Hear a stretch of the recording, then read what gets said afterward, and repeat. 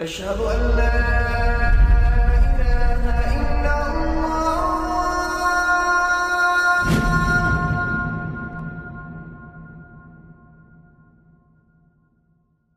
Raindrops media পরিবেশিত audio lecture series সিরাহ। এই সিরিজে আলোচিত হবে পৃথিবীর বুকে শ্রেষ্ঠতম মানুষ রাসূলুল্লাহ মুহাম্মদ সাল্লাল্লাহু আলাইহি ওয়াসাল্লামের জীবন কথা। ইন্নাল হামদালিল্লাহি ওয়াসসালাতু ওয়াসসালামু আলা রাসূলিল্লাহি ওয়া আলা আলিহি ওয়াসহাবিহি ওয়াসাল্লামা তাসলিমান কাসীরান মাজিদান ইলা ইয়াউমিদ্দিন, আম্মা বা'দ। গত পর্বে আমরা আলোচনা করেছিলাম ইসলামের দাওয়াহ কিভাবে গোপন থেকে প্রকাশ্য পর্যায়ে উন্নীত হলো এবং কুরাইশদের প্রতিক্রিয়া কেমন ছিল। কুরাইশদের প্রতিক্রিয়া ছিল বহুমুখী। আমরা সেগুলোর কয়েকটি নিয়ে আলোচনা করেছি। এক এক পর্যায়ে তারা এক একটি ব্যবস্থা নেয়। প্রথমে তারা পাত্তাই দেয়নি, তারপরে তারা ব্যঙ্গবিদ্রূপ করেছে। যখন এগুলোতে কাজ হলো না, তারা চাপাচাপি করল, নবীজিকে প্রলোভন দেখালো। যখন প্রলোভন দেখিয়ে তারা নবীজিকে কিনে নিতে পারল না, নবীজি তার অবস্থান অনড় থাকলেন, তখন তারা তাকে চ্যালেঞ্জ করল, অলৌকিক কিছু পারফর্ম করার চ্যালেঞ্জ। আল্লাহ কুরাইশদের হাতের ননির পুতুল নন যে কুরাইশরা যা বলবে তিনি তাই করে দেখাবেন। তাদের সবচেয়ে বিশ্বস্ত মানুষটির কাঁধে নবুয়তের দায়িত্ব দেয়া হয়েছিল। সবচেয়ে সত্যবাদী মানুষটি তাদেরকে ইসলামের দিকে আহ্বান করেছেন। তারা তাদের চোখের সামনে কোরআনকে নাজিল হতে দেখেছে। এর পরেও তারা বিশ্বাস তো করেই নেই, উল্টা হাসাহাসি করেছে, নবীজিকে কষ্ট দিয়েছে। এই ধরনের লোকদের তাদের ডিমান্ড অনুযায়ী মুজিজা বা মিরাকুলাস কিছু দেখালেই যে তারা ঈমান আনবে না, সেটা আল্লাহ ভালো করে জানতেন। বরং তারা মুজিজা দেখলে সেটাকে জাদু হিসেবে চালিয়ে দিত। তবে হ্যাঁ, এর পরেও আল্লাহ রসুল সাল্লাল্লাহু আলাইহি সাল্লামকে অনেকগুলো মুজিজা দেয়া হয়েছিল। সেসব আলোচনায় আমরা পরে আসব। আল্লাহ রসুল সাল্লাল্লাহু আলাইহি ওয়াসাল্লামকে যখন চ্যালেঞ্জ করেও দমানো গেল না, তখন তারা অত্যাচার, নির্যাতন, হত্যার পথ বেছে নিল। গত পর্বে আমরা কুরাইশদের 6টি স্ট্র্যাটেজি নিয়ে আলোচনা করেছি। সেগুলো হচ্ছে চাপ প্রয়োগ, অপমান, চরিত্র হননের চেষ্টা, ইসলামের বার্তাকে বিকৃত করা ও কুৎসা রটানো, রাসূলুল্লাহ সাল্লাল্লাহু আলাইহি সাল্লামের সাথে আপোষ করা বা সমঝোতার চেষ্টা করা, এবং সবশেষে ব্যঙ্গবিদ্রূপ। এই পর্বে আমরা শুরু করব 7 নম্বর থেকে। সেটি হচ্ছে প্রলোভন এবং চ্যালেঞ্জ। এই ঘটনাটি বর্ণনা করেছেন ইবনে আব্বাস।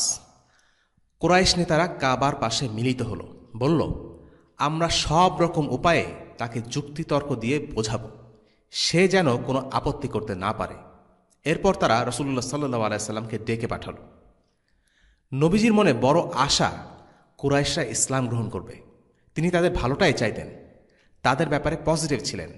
তাদের ডাক পেয়ে খুব খুশি হলেন। ভাবলেন, হয়তো তাদের মন বদলেছে, হয়তো তারা ইসলামের প্রতি একটু নরম হয়েছে।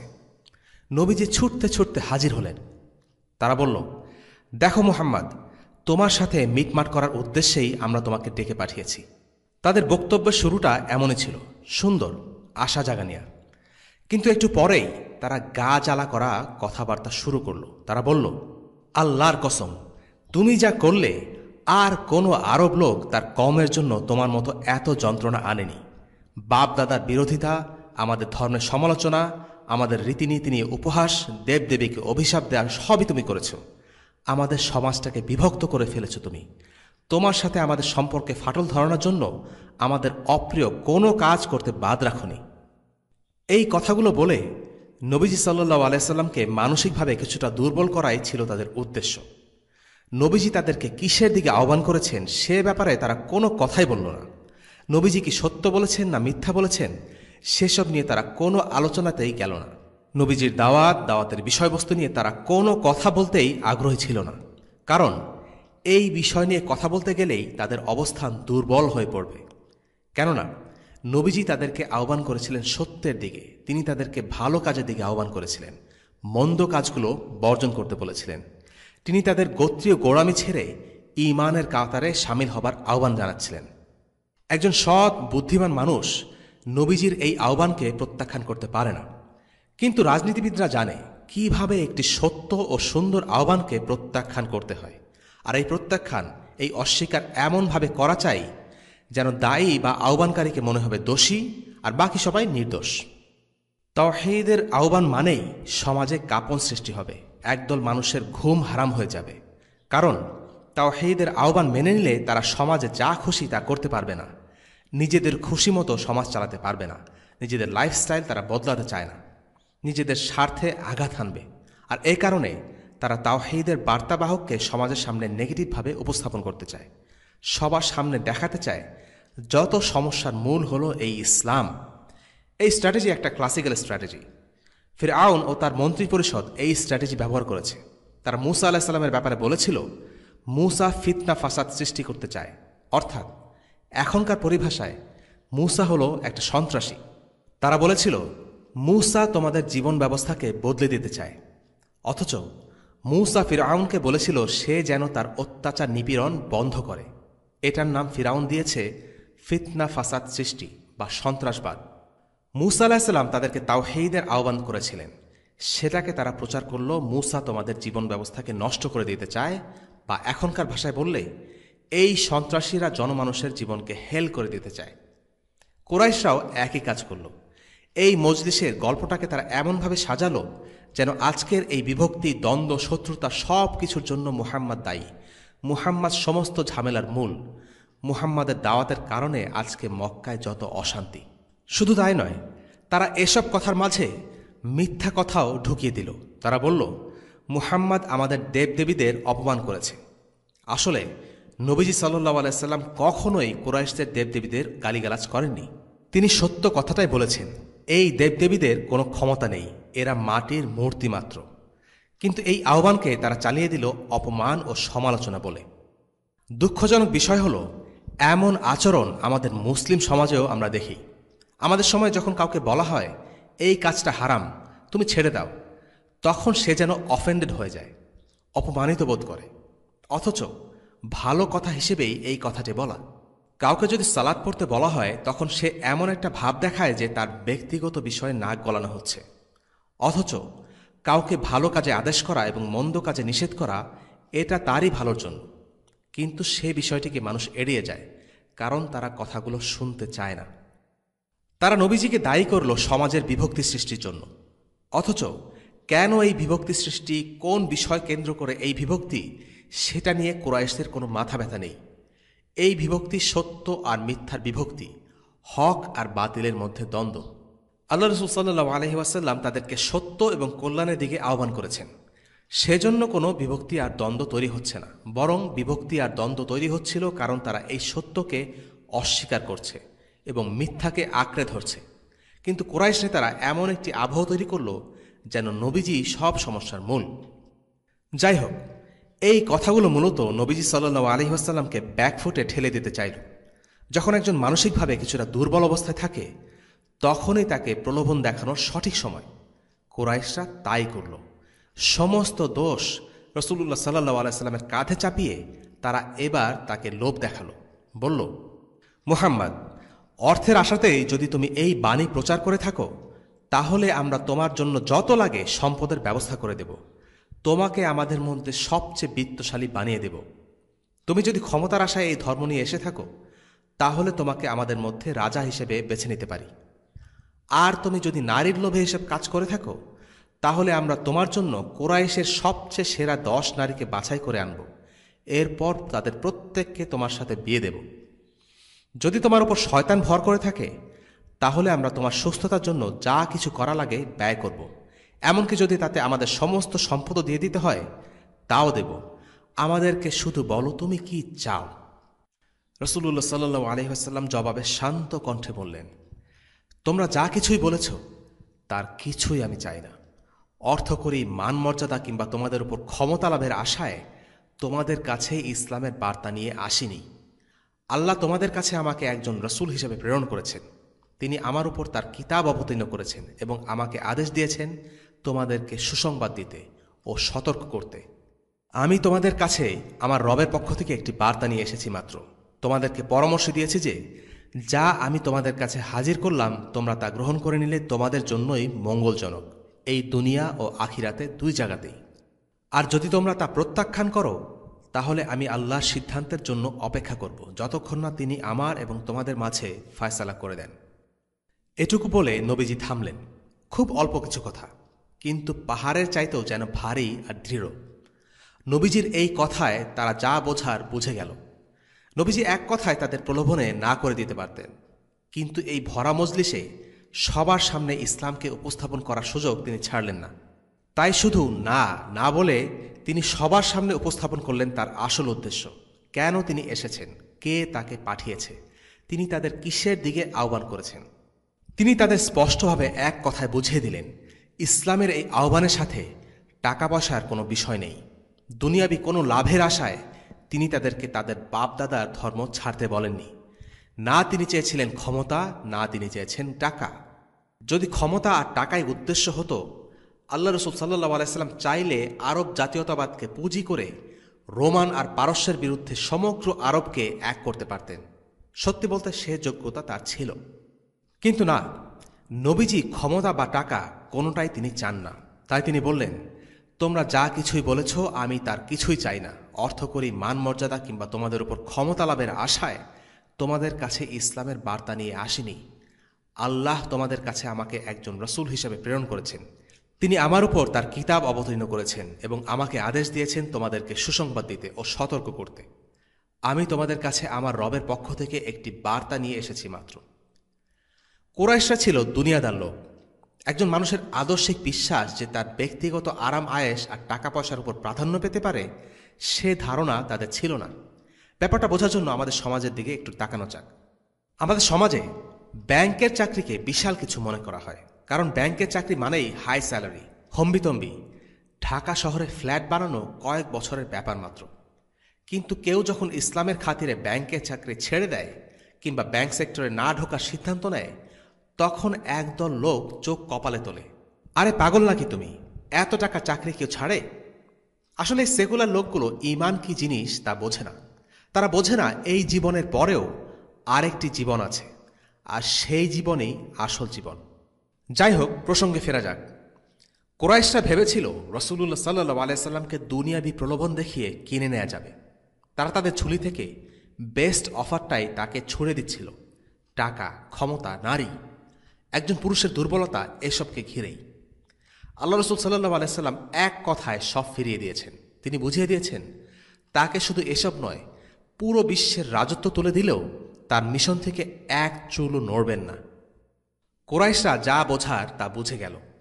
তারা বুঝল মুহাম্মদ সাল্লাল্লাহু আলাইহি সাল্লামকে আর কোনো অফার দিয়ে লাভ নেই। তাই তারা এখন তাকে চ্যালেঞ্জ করল। এমন সব চ্যালেঞ্জ ছুড়ে দিল যার দাবি মেটানো ব্যক্তি মুহাম্মদ সাল্লাল্লাহু আলাইহি সাল্লামের পক্ষে সম্ভব নয়। আল্লাহ চাইলে এর সবই করতে পারতেন, কিন্তু এই সব দুনিয়াদার লোভী লোক যারা শুধুমাত্র তর্কে জেতার জন্য, মিথ্যার উপর টিকে থাকার জন্য চ্যালেঞ্জ করে, তাদের আবদার আল্লাহ তাআলা রাখেননি। কুরাইশরা বলল, তুমি যদি আমাদের কোনো প্রস্তাবই মানতে না চাও তাহলে শুনে নাও, আমাদের দেশ অনেক সংকীর্ণ, আমরা খুবই দরিদ্র, আর আমাদের জীবনযাত্রাও খুবই দুর্বিষহ। এক কাজ করলে কেমন হয়, যে রব তোমাকে পাঠিয়েছে তাকে গিয়ে তুমি একটু বলো সে যেন এই পর্বতগুলো সরিয়ে নেয়। এগুলোকে মাটির সাথে মিশিয়ে সমতল করে একটু ফাঁকা স্থান তৈরি করে দিলেই চলবে। আর তুমি এটা কেন তাকে বলছো না মক্কার মধ্যে কয়েকটি নদী প্রবাহিত করে দিতে? যেমন করে সিরিয়া আর ইরাকে নদী আছে, সেরকম আমরাও তো অন্যদের মতো নদী চাই। আর হ্যাঁ, আরেকটা ব্যাপার, আমরা চাই যে তুমি তোমার রবের কাছে গিয়ে বলো সে যেন আমাদের কয়েকজন পূর্বপুরুষকে মৃত থেকে জীবিত করে দেয়। কুসাই বিন কলবের প্রাণও ফিরিয়ে এনো, কিন্তু তিনি তো অনেক জ্ঞানী লোক ছিলেন। তাকে জিজ্ঞেস করব, তুমি যা বলছো তা সত্য নাকি মিথ্যা? মুহাম্মদ, তুমি যদি এটুকু করতে পারো আর আমাদের বাপদাদারা যদি তোমার কথা মেনে নেয়, তাহলে আমরা তোমাকে অনুসরণ করব। লক্ষণীয় হচ্ছে কুরাইশদের ভাষা। এই কথাগুলো যতটা না চ্যালেঞ্জের ভাষা, তার চাইতেও বেশি হলো বিদ্রূপের ভাষা। তারা নবীজিকে স্যাটায়ার করছিল। তাদের উদ্দেশ্য ছিল নবীজিকে এসব কথা বলে আটকানো। কিন্তু রাসূলুল্লাহ সাল্লাল্লাহু আলাইহি সাল্লাম শান্ত কণ্ঠে উত্তর দিলেন, এই কারণে আমাকে পাঠানো হয়নি। আমি রবের পক্ষ থেকে তোমাদের কাছে কেবল সেটাই এনেছি যা সহকারে তিনি আমাকে প্রেরণ করেছেন। আমার তোমাদেরকে যা জানানোর ছিল তা জানিয়েছি। যদি তোমরা তা গ্রহণ করো তাহলে তা তোমাদের জন্যই কল্যাণকর, এই দুনিয়া এবং আখিরাতে। আর যদি তা তোমরা প্রত্যাখ্যান করো তাহলে অবশ্যই আমাকে ধৈর্য সহকারে আল্লাহর আদেশের অপেক্ষায় থাকতে হবে, যেন তিনি আমাদের মধ্যে বিচার করে দেন। আল্লাহ রসুল সাল্লাল্লাহু আলাইহি সাল্লাম যদি মিথ্যা নবী হতেন, তিনি বাহাদুরি দেখানোর জন্য অনেক কিছুই বলতে পারতেন, কথার জাদুতে তাদের মন্ত্রমুগ্ধ করতে পারতেন। কিন্তু না, তিনি তাই বললেন যা সত্য। আল্লাহ তাকে নদী তৈরি করার ক্ষমতা দেননি, তাকে মৃত ব্যক্তিকে জীবিত করার ক্ষমতাও দেননি। সত্যি বলতে নবীর কাজ তো এগুলো নয়। নবীর কাজ উম্মতের কাছে তাওহীদের বার্তাকে পৌঁছে দেয়া। তাই রাসূলুল্লাহ সাল্লাল্লাহু আলাইহি সাল্লাম একটি দিকেই বারবার জোর দিচ্ছেন, তা হলো তিনি এসেছেন আল্লাহর পক্ষ থেকে মুবাশশির ও মুনজির হিসেবে, সুসংবাদদাতা এবং সতর্ককারী হিসেবে। কিন্তু কুরাইশরা নাছোড়বান্দা, তারা বিদ্রূপ করতেই থাকল। হয়তো তারা রাসূলুল্লাহ সাল্লাল্লাহু আলাইহি সাল্লামের নার্ভ টেস্ট করছিল, হয়তো তারা রাসূলুল্লাহ সাল্লাল্লাহু আলাইহি সাল্লামকে খেপিয়ে দিতে চাইছিল। ফিরআউনের ক্ষেত্রে আমরা দেখেছি মূসা আলাইহিস সালামকে সে নানাভাবে উত্তেজিত করার চেষ্টা করছিল। মূসা আলাইহিস সালামকে সে বড় করেছে এই কথা বলে সে মূসাকে কথায় হারিয়ে দিতে চাইছিল। মূসা আলাইহিস সালাম একজন মানুষকে হত্যা করেছে এই কথা বলে ফিরআউন মূসাকে মনস্তাত্ত্বিকভাবে দুর্বল করে দিতে চাইছিল। কুরাইশরা একই রকম কাজ করছিল। তারা চাচ্ছিল রাসূলুল্লাহ সাল্লাল্লাহু আলাইহি সাল্লামকে অক্ষম এবং মিথ্যাবাদী হিসেবে তুলে ধরতে। যুগে যুগে ইসলাম বিদ্বেষীরা এই কৌশল অবলম্বন করে আসছে। সেটা হলো দায়ীকে তার মূল আহ্বান থেকে সরিয়ে অন্য টপিকে ব্যস্ত করে ফেলা। তাদেরকে যে বিষয় দিকে আহ্বান করা হচ্ছে সে বিষয় থেকে সরিয়ে অন্যদিকে ফোকাস করা, দায়ীকে ব্যক্তিগতভাবে আক্রমণ করা, দায়ের ব্যক্তিত্বকে প্রশ্নবিদ্ধ করা। কুরাইশরা বলল, আচ্ছা তাহলে এক কাজ করো, তুমি তোমার রবকে বলো একজন ফেরেশতা পাঠাতে, যে তোমার পক্ষে সাক্ষ্য দেবে তুমি যে সত্য বলছো। আর তোমার রবকে বলো যেন আমাদের জন্য কিছু দুর্গ, বাগান, সোনারূপার খনি দান করে।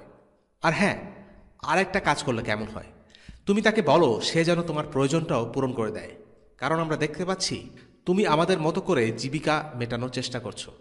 তারা এই বলে উপহাস করছিল যে মুহাম্মদ সাল্লাল্লাহু আলাইহি সাল্লাম যদি আল্লাহর এত প্রিয় বান্দা হয়ে থাকেন তাহলে তাকে কেন অন্য সবার মতো অর্থ উপার্জন করতে হচ্ছে।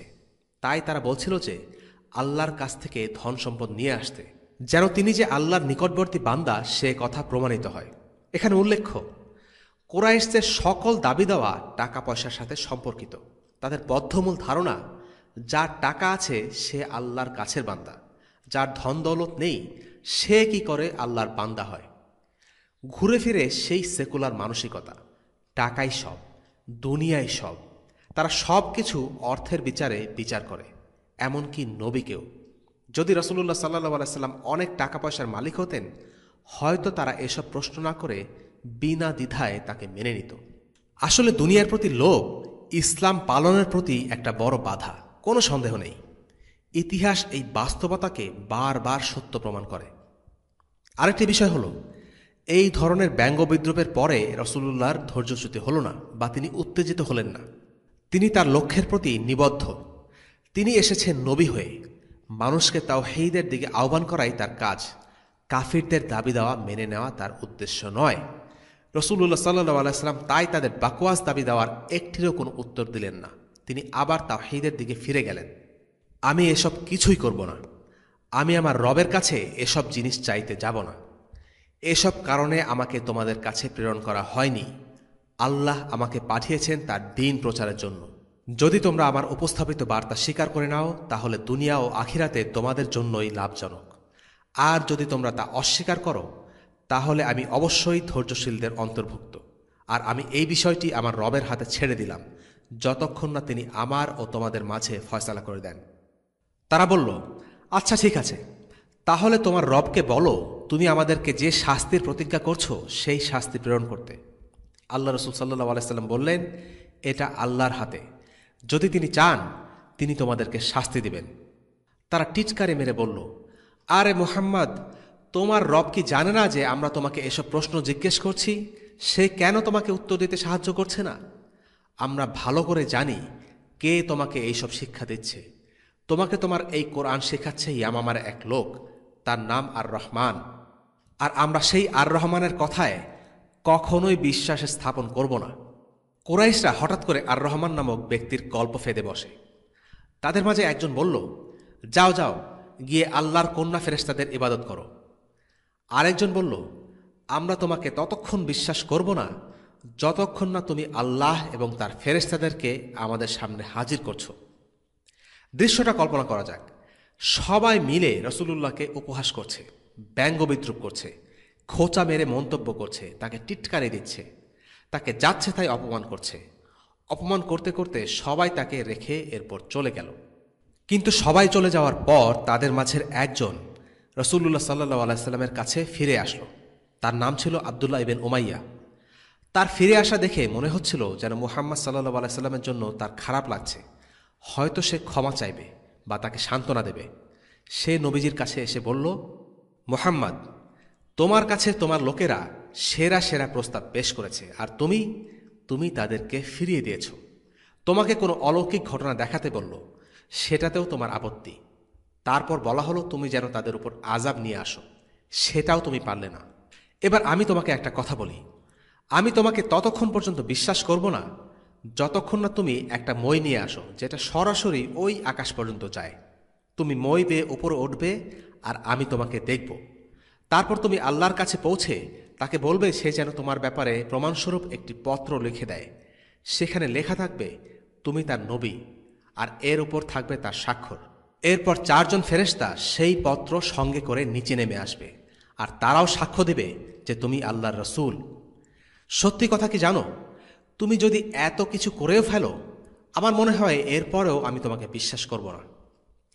এই ছিল রাসূল সাল্লাল্লাহু আলাইহি সাল্লামের চারপাশের পরিবেশ এবং মানুষগুলোর অবস্থা ও তাদের মানসিকতা। এই ধরনের লোকদের তিনি দাওয়া করেছিলেন। কোনো সন্দেহ নেই কত কঠিন একটা মিশন ছিল তার। এমন কিছু লোককে তিনি ইসলামের দিকে আহ্বান করছিলেন যারা রীতিমতো অসভ্য আর মিথ্যক, কিন্তু তবুও তিনি হাল ছাড়েননি। ইসলামের দিকে মানুষকে আহ্বান করেই গেছেন। উপরের এই ঘটনাটির সাথে মিলে যায় এমন কিছু আয়াত আল্লাহ তাআলা কোরআনে উল্লেখ করেছেন সূরা বনী ইসরাঈলে। وقالوا لن نؤمن لك حتى تفجر لنا من الأرض ينبوعا أو تكون لك جنة من نخيل وعنب فتفجر الأنهار خلالها تفجيرا أو تسقط السماء كما زعمت علينا كسفا أو تأتي بالله والملائكة قبيلا أو يكون لك بيت من زخرف أو ترقى في السماء ولن نؤمن لرقيك حتى تنزل علينا كتابا نقرأه قل سبحان ربي هل كنت إلا بشرا رسولا।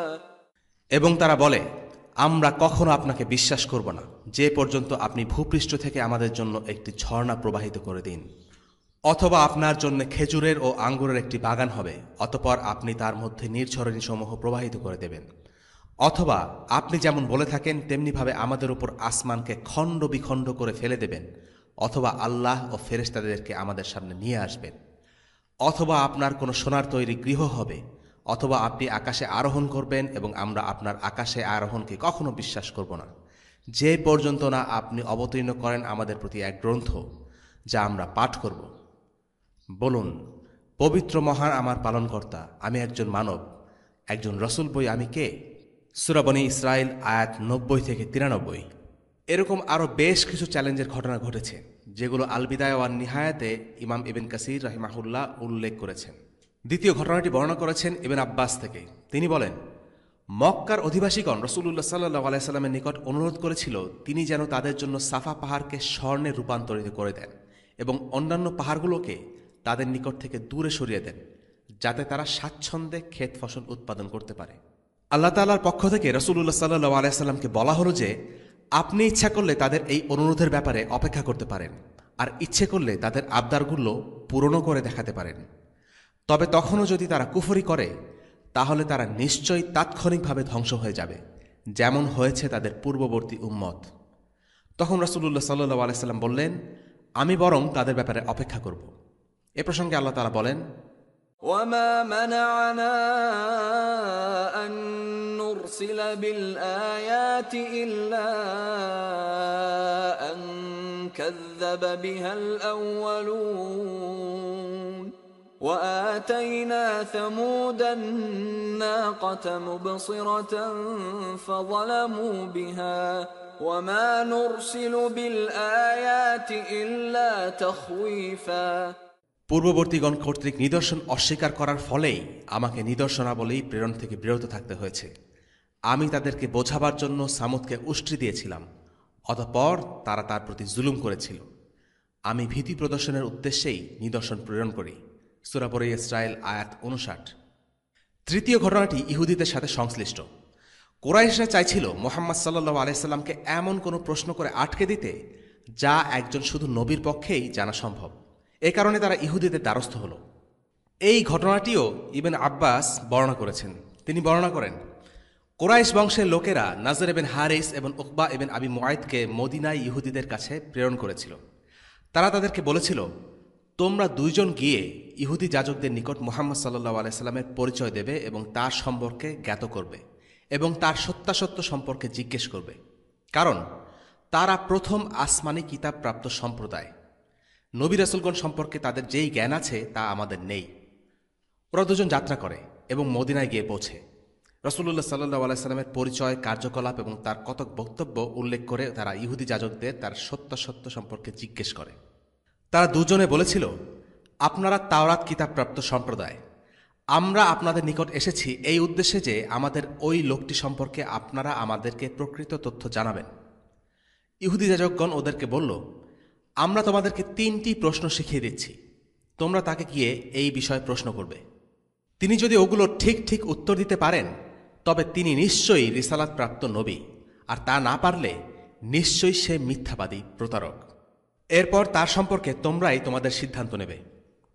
প্রথমত, তোমরা তাকে জিজ্ঞেস করবে সেই একদল যুবক সম্পর্কে যারা প্রথম যুগে হারিয়ে গিয়েছিল, ওদের পরিণতি কি হয়েছিল, কারণ তাদেরকে কেন্দ্র করে আশ্চর্যজনক ঘটনা ঘটেছিল। দ্বিতীয়ত, তাকে জিজ্ঞেস করবে সেই ব্যক্তি সম্পর্কে যে পৃথিবীর পূর্ব থেকে পশ্চিম প্রান্ত পর্যন্ত ভ্রমণ করেছিল, তার বৃত্তান্ত কি। তৃতীয়ত, তাকে জিজ্ঞেস করবে রূহ সম্পর্কে। রূহ কি? তিনি যদি এগুলো সম্পর্কে তোমাদেরকে জানাতে পারেন তবে তিনি নিশ্চয়ই নবী, তোমরা তার অনুসরণ করবে, অন্যথায় সে একজন মিথ্যাবাদী, তার সম্পর্কে তোমরা যা করতে চাও করো। নজর ও উকবা ফিরে এলো কুরাইশ সম্প্রদায়ের নিকটে। তারা বলল, হে কুরাইশ সম্প্রদায়, আমরা এমন বিষয় নিয়ে এসেছি যা তোমাদের মাঝে এবং মুহাম্মদ সাল্লাল্লাহু আলাইহি সাল্লামের মাঝে স্পষ্ট মীমাংসা করে দেবে। ইহুদি যাজকগণ আমাদেরকে পরামর্শ দিয়েছে তাকে কয়েকটি বিষয় সম্পর্কে জিজ্ঞেস করতে। সেই বিষয়গুলো তারা ওদেরকে জানায়। তখন কুরাইশের লোকেরা রাসূলুল্লাহ সাল্লাল্লাহু আলাইহি সাল্লামের নিকটে আসে এবং বলে, হে মুহাম্মদ, আমাদের এই বিষয়গুলো সম্পর্কে জানাও দেখি। ইহুদিদের নির্দেশিত বিষয়গুলো তারা জিজ্ঞেস করে। রাসূলুল্লাহ সাল্লাল্লাহু আলাইহি সাল্লাম বলেন, আপনারা যা জিজ্ঞেস করছেন সে সম্পর্কে আমি আগামীকাল আপনাদেরকে জানাব। তিনি ইনশাআল্লাহ বলতে ওই সময় ভুলে যান। ওরা প্রস্থান করল। এদিকে রাসূলুল্লাহ সাল্লাল্লাহু আলাইহি সাল্লাম একে একে 15 দিন অপেক্ষা করলেন, কিন্তু ওই সম্পর্কে কোনো ওহী নাজিল হল না। হযরত জিবরাইল আলাইহিস সালামও আসলেন না। মক্কার অধিবাসীরা খুশিতে আটখানা। তারা বলছিল, মুহাম্মদ আমাদেরকে পরের দিন উত্তর দেবার অঙ্গীকার করেছে, অথচ 15 দিনের মাথায়ও সে আমাদের প্রশ্নগুলো সম্পর্কে কোনো উত্তর দিচ্ছে না। ওয়াহি বন্ধ থাকায় রাসূলুল্লাহ সাল্লাল্লাহু আলাইহি সাল্লাম দুশ্চিন্তায় পড়ে গেলেন। মক্কাবাসীদের অব্যাহত কটূক্তি ও তিরস্কার তাকে কষ্ট দিচ্ছিল। অবশেষে সূরা কাহাফ নিয়ে জিবরিল আলাইহিস সালাম এলেন। মুশরিকদের আচরণে ক্ষুব্ধ ও অধৈর্য হয়ে ওঠায় রাসূলুল্লাহ সাল্লাল্লাহু আলাইহি ওয়াসাল্লামের প্রতি সামান্য কড়া ভাষা এসেছে এই সূরায়। এতে তাদের প্রশ্নকৃত যুবকের তথ্য এবং পৃথিবী প্রদক্ষিণকারী ব্যক্তির বর্ণনা আছে। অন্যত্র রূহ সম্পর্কে আল্লাহ তাআলা বলেছেন, وَيَسْأَلُونَكَ عَنِ الرُّوحِ قُلِ الرُّوحُ مِنْ أَمْرِ رَبِّي وَمَا أُوتِيتُم مِّنَ الْعِلْمِ إِلَّا قَلِيلًا। ওরা আপনাকে রূহ সম্পর্কে জিজ্ঞেস করবে, বলুন, রূহ আমার প্রতিপালকের আদেশ ঘটিত এবং তোমাদেরকে সামান্য জ্ঞানই দেয়া হয়েছে। সূরা বনী ইসরাঈল আয়াত 85। ইহুদিদের কাছ থেকে শিখে আসা মুশরিকদের দ্বিতীয় প্রশ্ন ছিল গুহার অধিবাসী অর্থাৎ আসহাবে কাহাফের ব্যাপারে। এ সম্পর্কিত কয়েকটি আয়াত আমরা উল্লেখ করছি। إذ أوى الفتية إلى الكهف فقالوا ربنا آتنا من لدنك رحمة آتنا من لدنك رحمة وهيئ لنا من أمرنا رشدا فضربنا على آذانهم في الكهف سنين عددا ثم بعثناهم لنعلم أي الحزبين أحصى لما لبثوا أمدا نحن نقص عليك نبأهم بالحق إنهم فتية آمنوا بربهم وزدناهم هدى وربطنا على قلوبهم إذ قاموا فقالوا ربنا رب السماوات والأرض لن ندعو من دونه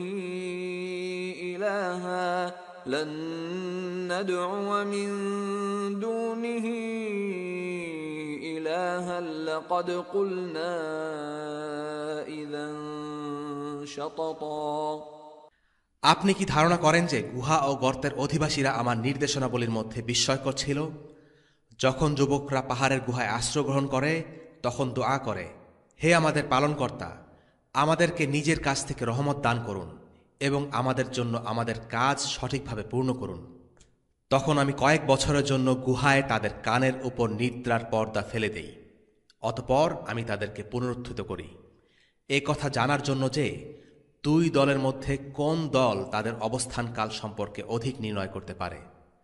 আপনার কাছে তাদের ইতিবৃত্তান্ত সঠিকভাবে বর্ণনা করছি। তারা ছিল কয়েকজন যুবক। তারা তাদের পালনকর্তার প্রতি বিশ্বাস স্থাপন করেছিল এবং আমি তাদের সৎ পথে চলার শক্তি বাড়িয়ে দিয়েছিলাম। আমি তাদের মন দৃঢ় করেছিলাম যখন তারা উঠে দাঁড়িয়েছিল। অতঃপর তারা বলল, আমাদের পালনকর্তা আসমান ও জমিনের পালনকর্তা, আমরা কখনো তার পরিবর্তে অন্য কোনো উপাস্যকে আহ্বান করব না। যদি করি তবে তা অত্যন্ত গর্হিত কাজ হবে। সূরা কাহাফ আয়াত 9 থেকে 14।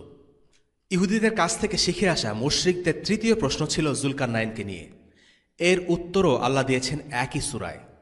যুলকারনাইন প্রসঙ্গে আল্লাহ তাআলা বলেন, وَيَسْأَلُونَكَ عَنْ ذِي الْقَرْنَيْنِ قُلْ سَأَتْلُو عَلَيْكُمْ مِنْهُ ذِكْرًا إِنَّا مَكَّنَّا لَهُ فِي الْأَرْضِ وَآتَيْنَاهُ مِنْ كُلِّ شَيْءٍ سَبَبًا فَأَتْبَعَ سَبَبًا حتى إذا بلغ مغرب الشمس وجدها تغرب في عين حمئة ووجد عندها قوما قلنا يا ذا القرنين إما أن تعذب وإما أن تتخذ فيهم حسنا قال أما من ظلم فسوف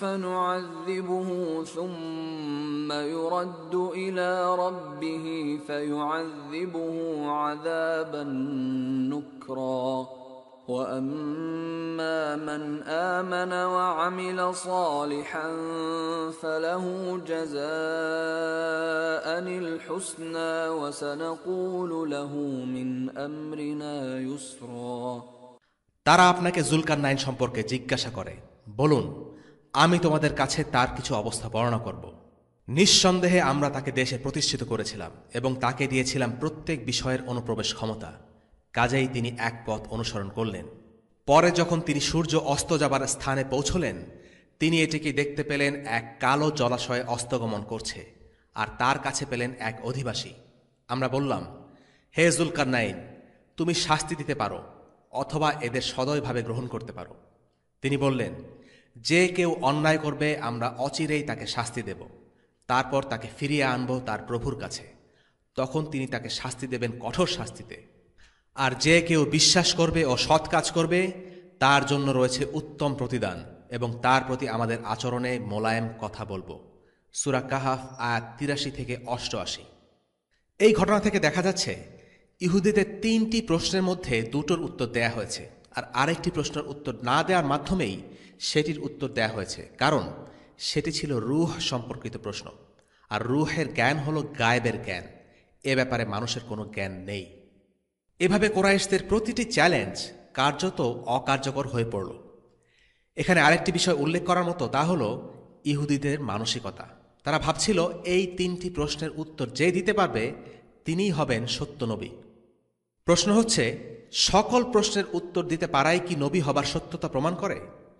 অথচ ইহুদিরা মূসা আলাহিসাল্লামকে নবী হিসেবে মানে, আর মূসা আলাহিসাল্লামের কাছে এমন জ্ঞান ছিল না যা খিজির আলাহিসাল্লামের কাছে ছিল।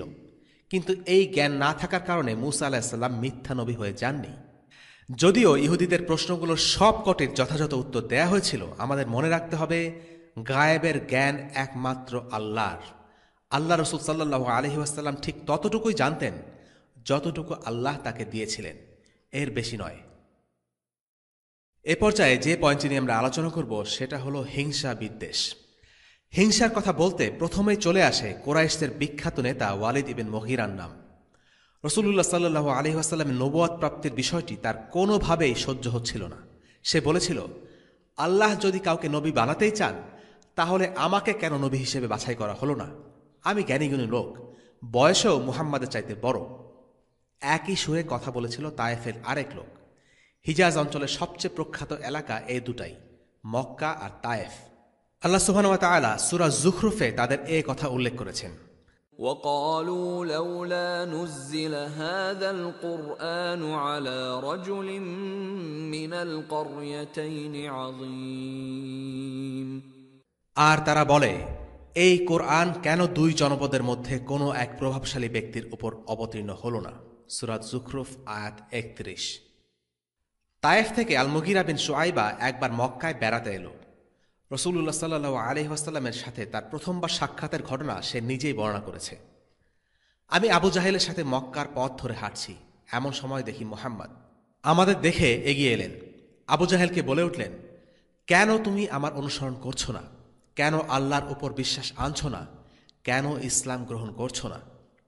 মুহাম্মদ, তুমি কবে আমাদের দেবতাদের গালি দেয়া বন্ধ করবে? তুমি যদি চাও আমরা তোমার মিশন সম্পন্ন করার ব্যাপারে সাক্ষ্য দেই, তবে আমরা তোমার জন্য সে সাক্ষ্য দিয়ে দেব। আর আমি যদি জানতাম যে তুমি সত্য বলছো, তাহলে তো কবেই তোমাকে অনুসরণ করতাম। আবু জাহেলের এই উত্তর শোনার পর মুহাম্মদ সাল্লাল্লাহু আলাইহি ওয়াসাল্লাম সেখান থেকে চলে যান। এরপর সে আমার দিকে ফিরে বলে, মুগীরা, আমি জানি মুহাম্মদ সত্যি কথাই বলছে, কিন্তু কি যেন একটা আমাকে আটকে রেখেছে। কুসাইয়ের লোকেরা যখন বলল আমরা আন্নাদওয়ার কর্তৃত্ব চাই, আমরা কর্তৃত্ব ছেড়ে দিলাম। তারা বলল আমরা হিজাবার মালিকানা চাই, সেটাও দিয়ে দিলাম। তারা বলল আমরা আন্দিলবার বা যুদ্ধের পতাকার দায়িত্ব চাই, সেটাও দিলাম। এরপর তারা রিফাদা আর সিকায়ার দায়িত্ব নিতে চাইল, হজ যাত্রীদের জন্য খাবার ও পানির ব্যবস্থা করা। আমরা তাও তাদেরকে করতে দিলাম। এবার যখন আমরা তাদের সাথে প্রতিদ্বন্দ্বিতায় সমানে সমানে চলে এসেছি, এখন তারা বলছে আমাদের মাঝে একজন নবী আছেন, আমরা এর সাথে কিভাবে প্রতিযোগিতা করব? আল্লাহর কসম, আমরা কোনোদিনও তাকে মেনে নেব না। নবুয়তের এই পুরো বিষয়টি আবু জাহেলের কাছে নিছক পারিবারিক ক্ষমতার দ্বন্দ্ব। 2 পরিবারে প্রতিযোগিতা চলছে, কার হাতে ক্ষমতা যাবে সেটাই আবু জাহেলের মূল চিন্তা। কিন্তু সে বুঝতে পারছিল আর সবকিছুতে টেক্কা দিতে পারলেও নবুয়তের ব্যাপারে আল্লাহ রাসূল সাল্লাল্লাহু আলাইহি সাল্লামকে টেক্কা দেয়া সম্ভব নয়। তাই সে ঠিক করল কিছুতেই নবীজির পরিবারকে জিততে দেয়া যাবে না। নবীজির পরিবার এই একটি দিকে তার পরিবার থেকে অনেক এগিয়ে আছে, এটা সে কোনো ক্রমেই মেনে নিতে পারছিল না। তার মনে হিংসা, ঘৃণা, বিদ্বেষ বিষিয়ে উঠছিল, আর এটাই আবু জাহেলের ইসলাম গ্রহণের পথে বাধা হয়ে দাঁড়ায়।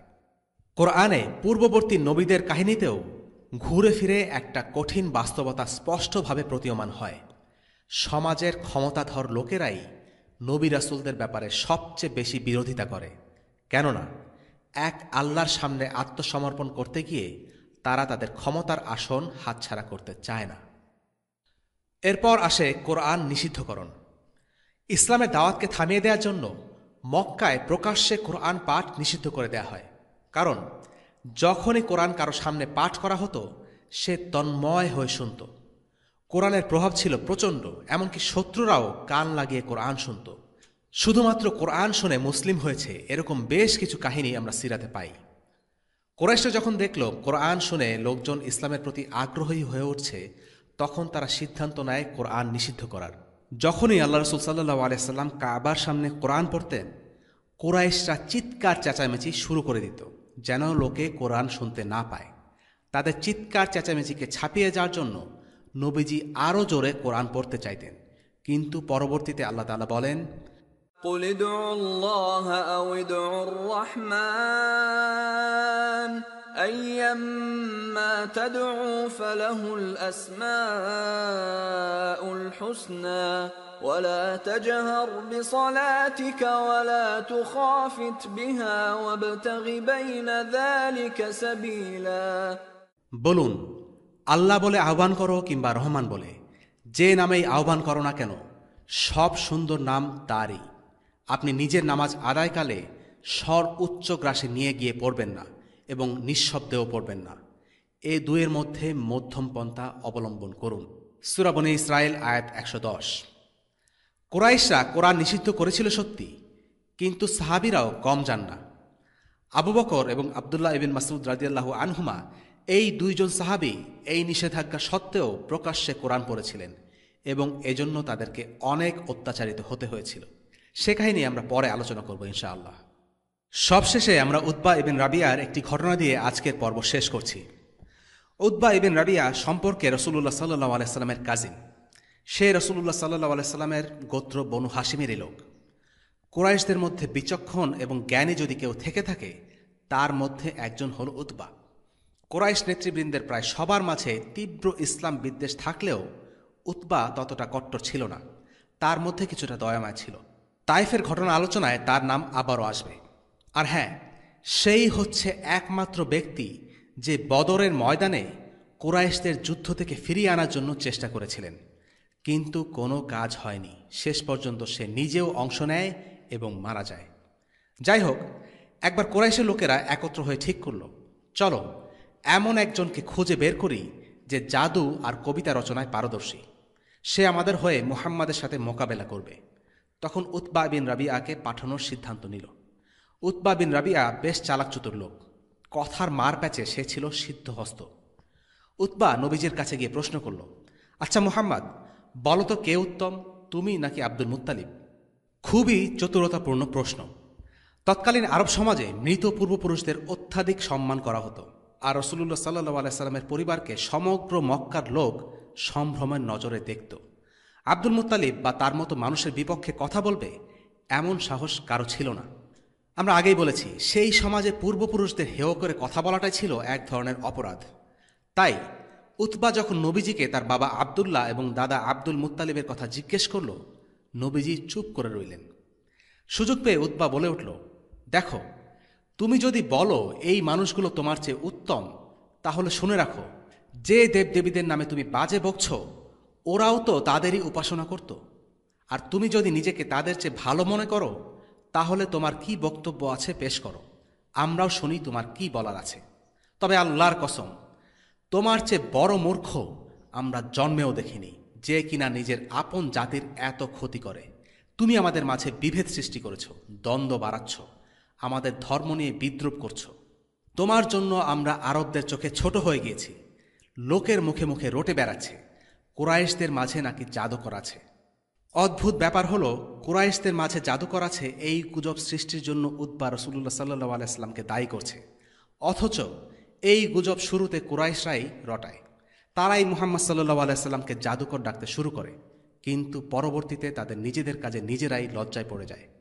উতবা বলে, আল্লাহর কসম, দেখে মনে হচ্ছে যেন আমরা এক গর্ভবতী নারীর কান্নার জন্য বসে আছি। এরপরই আমরা একে অপরের বিরুদ্ধে তরবারি নিয়ে যুদ্ধ করতে থাকব, যতক্ষণ না আমরা নিশ্চিহ্ন হয়ে যাই।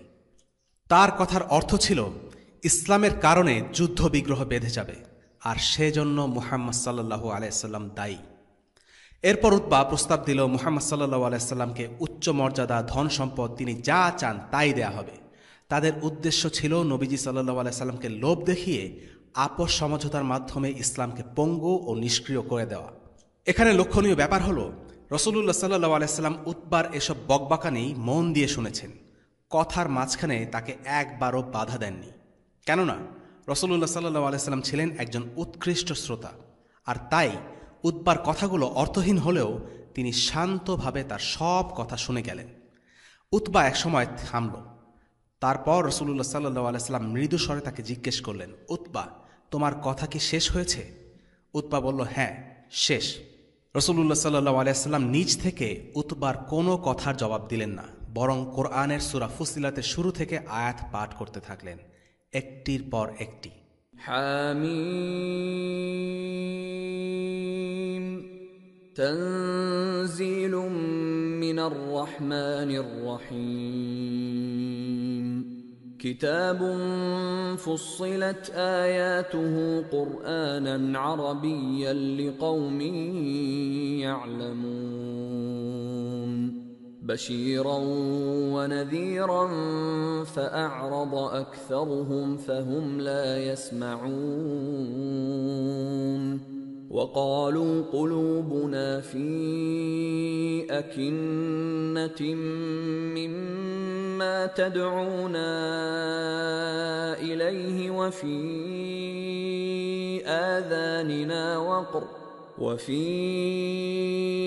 آذاننا وقر ومن بيننا وبينك حجاب فاعمل إننا عاملون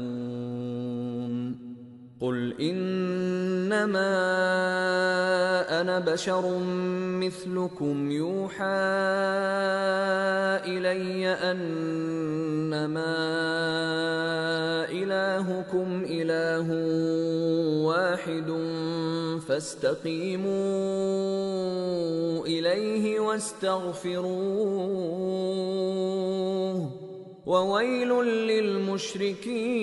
للمشركين الذين لا يؤتون الزكاة وهم بالآخرة هم كافرون إن الذين آمنوا وعملوا الصالحات لهم أجر غير ممنون قل أئنكم لتكفرون بالذي خلق الأرض في يومين وتجعلون له أندادا ذلك رب العالمين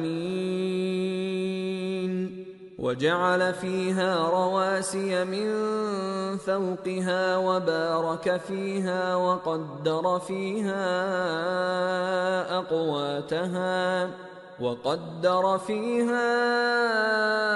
أقواتها في 4 أيام سواء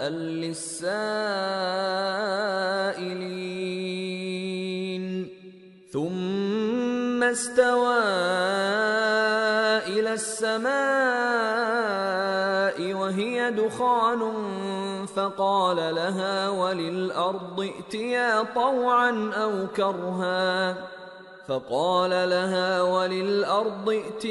طوعا أو كرها قالتا أتينا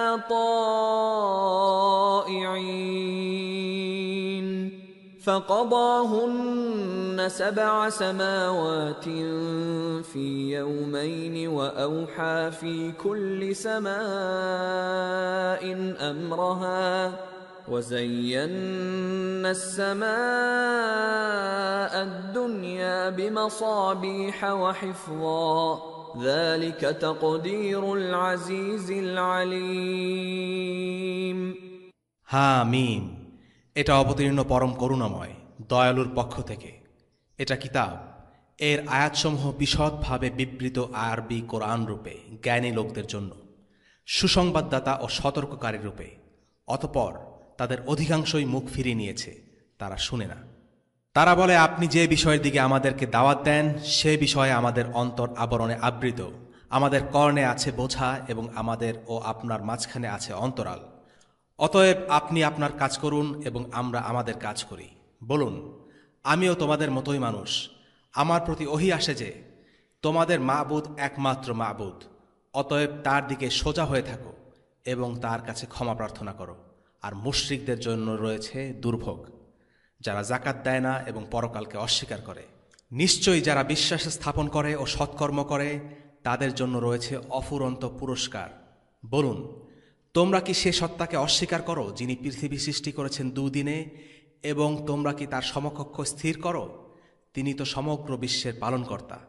তিনি পৃথিবীতে উপরিভাগে অটল পর্বতমালা স্থাপন করেছেন, তাতে কল্যাণ নিহিত রেখেছেন এবং 4 দিনের মধ্যে তাতে তার খাদ্যের ব্যবস্থা করেছেন। পূর্ণ হল জিজ্ঞাসুদের জন্য। অতপর তিনি আকাশের দিকে মনোযোগ দিলেন, যা ছিল ধূম্রকুঞ্জ। অতপর তাকে ও পৃথিবীকে বললেন, তোমরা উভয়ে আসো, ইচ্ছায় বা অনিচ্ছায়। তারা বলল, আমরা স্বেচ্ছায় আসলাম। অতপর তিনি আকাশমণ্ডলীকে 2 দিনে সপ্ত আকাশ করে দিলেন এবং প্রত্যেক আকাশে তার আদেশ প্রেরণ করলেন। আমি নিকটবর্তী আকাশকে প্রদীপমালা দ্বারা সুশোভিত ও সংরক্ষিত করেছি। এটা পরাক্রমশালী সর্বজ্ঞ আল্লাহর ব্যবস্থাপনা। সূরা ফুসিলাত আয়াত 1 থেকে 12। রাসূলুল্লাহ সাল্লাল্লাহু আলাইহি ওয়াসাল্লাম তিলাওয়াত করতেই থাকলেন। যখনই 13 নম্বর আয়াতে এলেন, যেখানে আল্লাহ বলেছেন, فإن أعرضوا فقل أنذرتكم صاعقة مثل صاعقة عاد وثمود।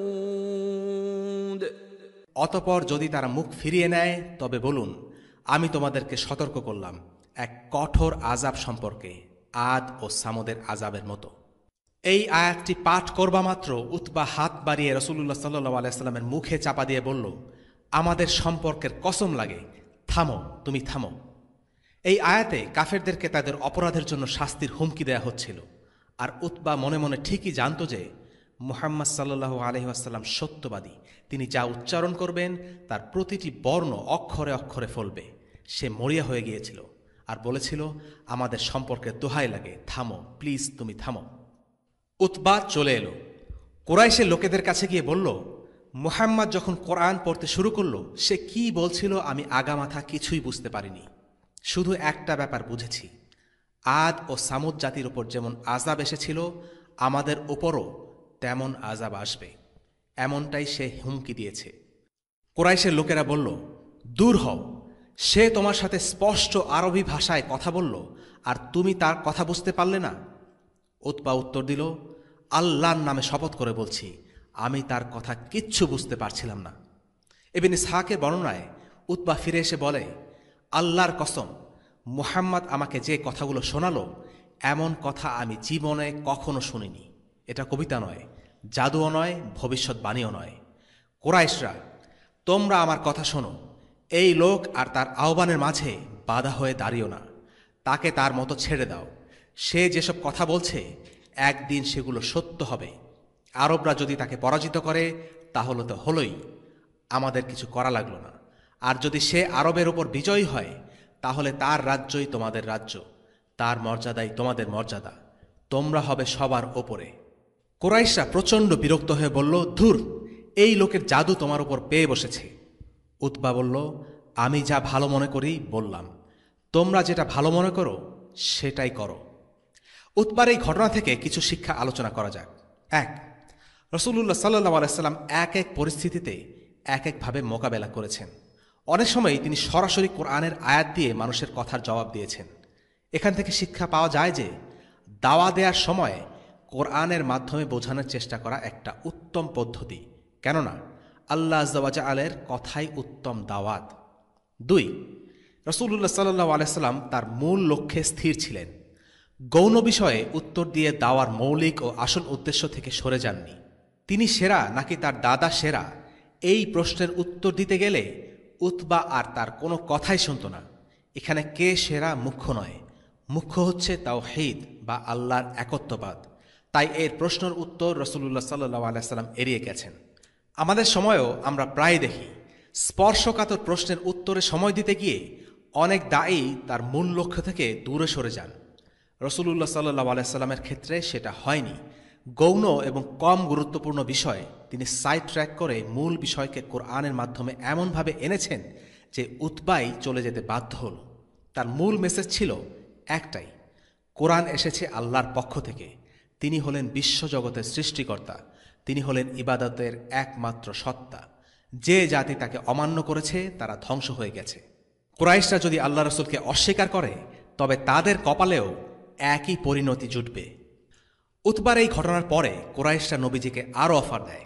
সত্যি বলতে সেকুলাররা তাদের সামর্থ্যের মধ্যে যা কিছু অফার করতে পারে তার সবটাই কুরাইশরা করেছিল। টাকা, ক্ষমতা, নারী, এর বেশি থেকে অফার করার আর কিছু নেই, কারণ এগুলোই হচ্ছে দুনিয়ার জান্নাত। কিন্তু একজন মুমিনকে জান্নাত অফার করেন একমাত্র আল্লাহ, আর কেউ সেটা করতে পারে না। রাসূলুল্লাহ সাল্লাল্লাহু আলাইহি ওয়াসাল্লাম দৃঢ়ভাবে তাদের সমস্ত অফার ফিরিয়ে দিলেন। বললেন, তোমাদের কাছে আমি কিছুই চাই না। আমি তোমাদের কাছে এমন কিছু নিয়ে আসিনি যেটার মাধ্যমে আমি তোমাদের কাছে টাকা পয়সা, প্রতিপত্তি বা ক্ষমতা চাইব। আল্লাহ আমাকে একজন রাসূল করে পাঠিয়েছেন। তিনি আমাকে কিতাব দিয়ে পাঠিয়েছেন। আমাকে আদেশ করেছেন একজন সুসংবাদদাতা এবং সতর্ককারী হিসেবে তোমাদের কাছে প্রেরিত হতে। আমি তোমাদের কাছে আমার রবের পক্ষ থেকে বার্তা পৌঁছে দিয়েছি, তোমাদের আন্তরিক নাসিহা দিয়েছি। আমি যে বার্তা নিয়ে এসেছি তা যদি তোমরা মেনে নাও, তবে দুনিয়া ও আখিরাতে তোমরা তোমাদের অংশ পাবে। আর যদি মেনে না নাও, তবে আমি আল্লাহর আদেশ আসা পর্যন্ত ধৈর্য ধরব। এরপর আল্লাহ আমার আর তোমাদের মাঝে ফয়সালা করবেন। কুরাইশরা এক পর্যায়ে চরম হতাশ হয়ে গেল। রাসূলুল্লাহ সাল্লাল্লাহু আলাইহি সাল্লামের দৃঢ়তায় তারা কোনোভাবেই ফাটল ধরাতে পারছিল না, না ভয় দেখিয়ে, না লোভ দেখিয়ে। এই ঘটনার পর তারা শেষ পর্যন্ত আপোস করতে চাইল। তারা নবীজির রবের উপাসনা করবে, আর নবীজি তাদের, যে ঘটনা আমরা গত পর্বে আলোচনা করেছি। আল্লাহ রাসূল সাল্লাল্লাহু আলাইহি সাল্লামের একটা কথা বারবার স্পষ্ট করে তাদের বুঝিয়ে দিয়েছিলেন, সত্যের পথ একটাই, সবাইকে সেই পথেই হাঁটতে হবে। এখানে মিডল গ্রাউন্ড বলে কিছু নেই। সেদিনের কুরাইশরা প্রস্তাব দিয়েছিল যেন তাদের রবকে নবীজি উপাসনা করেন, আর আজকের দিনের মুনাফিকরা বলে দিন আল্লাহর, দেশ সবার। আমাদের বুঝতে হবে আল্লাহর দ্বীনে কোনো কাটছাট নেই। আনুগত্য কেবল আল্লাহর জন্য। অন্য কোনো সত্তা বা আদর্শের প্রতি আমাদের আনুগত্য থাকা চলবে না। কুরাইশরা সর্বশেষ যে অনুরোধটি করেছিল সেটি হল রাসূলুল্লাহ সাল্লাল্লাহু আলাইহি ওয়াসাল্লাম যেন সেই আয়াতগুলো বাদ দেন যেগুলো তাদের দেবতাদের অবজ্ঞা করে। আল্লাহ তখন কোরআনে আয়াত নাজিল করেন, وَإِذَا تُتْلَى عَلَيْهِمْ آيَاتُنَا بَيِّنَاتٍ قَالَ الَّذِينَ لَا يَرْجُونَ لِقَاءَنَا ائْتِ بِقُرْآنٍ غَيْرِ هَذَا أَوْ بَدِّلْهُ قُلْ مَا يَكُونُ لِي أَنْ أُبَدِّلَهُ مِنْ تِلْقَاءِ نَفْسِي إِنْ أَتَّبِعُ إِلَّا مَا يُوحَى إِلَيَّ إِنِّي أَخَافُ إِنْ عَصَيْتُ رَبِّي عَذَابَ يَوْمٍ عَظِيمٍ। আর যখন তাদের কাছে আমার প্রকৃষ্ট আয়াতসমূহ পাঠ করা হয়, তখন সে সমস্ত লোক বলে যাদের আশা নেই আমার সাক্ষাতের, নিয়ে এসো কোনো কোরআন এটি ছাড়া, অথবা একে পরিবর্তন করে দাও। তাহলে বলে দাও, একে নিজের পক্ষ থেকে পরিবর্তন করা আমার কাজ নয়। আমি সেই নির্দেশেরই আনুগত্য করি যা আমার কাছে আসে। আমি যদি স্বীয় পরওয়ারদিগারের নাফরমানি করি, তবে কঠিন দিবসের আযাবের ভয় করি। সূরা ইউনুস আয়াত 15। কুরাইশদের দাবি দাওয়া কমতে কমতে এই পর্যন্ত এসে ঠেকল। তাদের শক্তি ছিল সত্যি, কিন্তু আসলে ছিল তারা অসহায়। এই কাহিনীগুলো থেকে আমাদের বর্তমান সময়ের আলিম ও দায়ীদের জন্য গুরুত্বপূর্ণ একটি শিক্ষা আছে। তা হল ইসলামের শিক্ষার ব্যাপারে কোনো আপোস করা উচিত না, যদি কোনো ছোট ব্যাপারও হয় তাও না। আলিম বা ইসলামের দায়ীদের এই ব্যাপারে অনেক সতর্ক থাকতে হবে, কারণ ইসলামের শত্রুরা এখন অনেক স্মার্ট হয়ে গেছে। তারা এমন সব জিনিস নিয়ে পরোক্ষভাবে আমাদের কাছে হাজির হয় তা আমাদের পক্ষে বোঝা কঠিন হয়ে পড়ে, এবং ইসলামের খেদমতে নিয়োজিত বিখ্যাত ইসলামিক ব্যক্তিত্বগণ এই ফাঁদে পড়ে আসল দাওয়ার পথ থেকে বিচ্যুত হয়।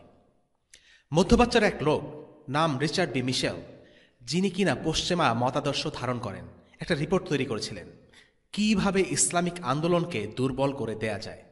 এই রিপোর্টে একটা সাজেশন ছিল আলেম এবং দায়ীদের অনেক উচ্চ বেতনে কোনো চাকরিতে নিয়োজিত করা, যাতে তারা আম জনতা থেকে দূরে থাকে, এবং এমন সব ইসলামিক কাজের সাথে অতি ব্যস্ত রাখা যার তেমন কোনো প্রভাব আমাদের জীবনে নেই। আর একটা সাজেশন ছিল মুসলিম কোনো দেশের মুসলিম ব্যবসায়ীদের সাথে লোভনীয় পার্টনারশিপের কোনো চুক্তিতে ইনভলভড হওয়া, যাতে অনেক মুনাফা আছে, এবং এমন সব প্রজেক্টে কাজ করা যা দিন শেষে ইসলামের শত্রুদের লাভ। লক্ষণীয় বিষয় হচ্ছে এই দুটো সাজেশনেই পরোক্ষভাবে ইসলামের সাথে আপোস করার ব্যাপারটা লুকিয়ে আছে, যা আপাত দৃষ্টিতে বোঝা যায় না। আমরা যদি মুসলিম বিশ্বের দিকে একটু ভালোভাবে খেয়াল করে দেখি, তাহলে দেখা যাবে উল্লেখিত যেসব সাজেশন প্ল্যানের কথা বলা হয়েছে সেগুলো খুব ভালোভাবেই পরিচালিত হচ্ছে এবং আমরা তা ধরতে পারছি না। ইন্না লিল্লাহি ওয়া ইন্না ইলাইহি রাজিউন। ওয়াসাল্লাল্লাহু আলা সাইয়্যিদিনা মুহাম্মদ ওয়া আলা আলিহি ওয়া আসহাবিহি ওয়া সাল্লাম। আলহামদুলিল্লাহি রাব্বিল আলামিন। আসসালামু আলাইকুম ওয়া রাহমাতুল্লাহি ওয়া বারাকাতুহু। রেইনড্রপস মিডিয়ার অন্যান্য প্রজেক্ট সম্পর্কে জানতে ভিজিট করুন www.raindropsmedia.org অথবা ফেসবুক পেজ www.facebook.com/raindropsmedia অথবা ইউটিউব চ্যানেল www.youtube.com/raindropsmediaorg2015